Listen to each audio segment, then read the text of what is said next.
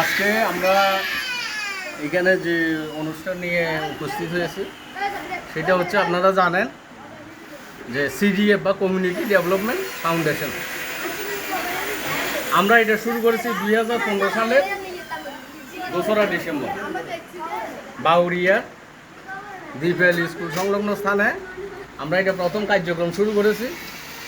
ইনশাল্লাহ ধারাবাহিকভাবে আজকে 6-7 বছর ধরে আমাদের কার্যক্রম এখনও চলতেছে।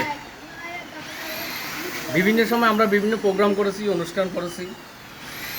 তবে আরও অনেক বড় আশা ছিল যে বিভিন্ন অনুষ্ঠান পাবো, এলাকায় কিছু উন্নয়ন কাজ করব, তো সেটা আমাদের ভাগ্যে এখনও জোটে নাই। তারপরে ছোটো ছোটো কিছু কাজ আমরা করেছি, যেমন ক্রীড়া অনুষ্ঠান করেছি।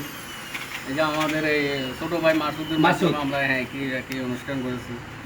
সাংস্কৃতিক অনুষ্ঠান, শিক্ষামূলক অনুষ্ঠানও আমি ছোটোখাটো একটা করছিলাম তখন কিন্তু আহ্বায়ক কমিটি ছিল, এসব সিনিয়র সম্পাদক ছিল না বিদায় ওই বিশেষ করে দ্বীপেল স্কুলের আসেন একটু বসেন স্যার একটা নিয়ে যান। দ্বীপেল স্কুলে কিছু ছাত্রছাত্রীকে যখন আমি নতুন দোকান চালু করছি, অফিসে করছিলাম, সেখানে আমি কিছু খাতা কলম দিচ্ছি, তাড়াতাড়ি করেন না, প্রায় 20-30 জনের মতো এটা পাইছে। মানে এটা জাস্ট শিক্ষা দিব ছিল। হান্নান স্যারও বলতে পারতো বা মাস্টার হাসান স্যার বলতে পারতো যে 15ই জানুয়ারি শিক্ষা দিবস পালন করা হয়। আমি যে কতগুলো দিবস আছে, সংগঠনের মূল উদ্দেশ্য হচ্ছে এটা, বিভিন্ন দিবসগুলো পালন করা। হ্যাঁ, আমি সেটা করছিলাম। আরও বিভিন্ন অনুষ্ঠান আমাদের করার পরিকল্পনা আছে। তো আমি প্রথমে পরিস্থিতিটা আবার একটু তুলে দিচ্ছি, কারণ এটার নাম হচ্ছে সিডিএফ কমিউনিটি ডেভেলপমেন্ট। কারণ এখানে আগে নতুন পুরাতন অনেক লোক আছে, অনেকে অনেক কিছু আবার ভুলেও গেছে, নতুন তারা তো জানেও না।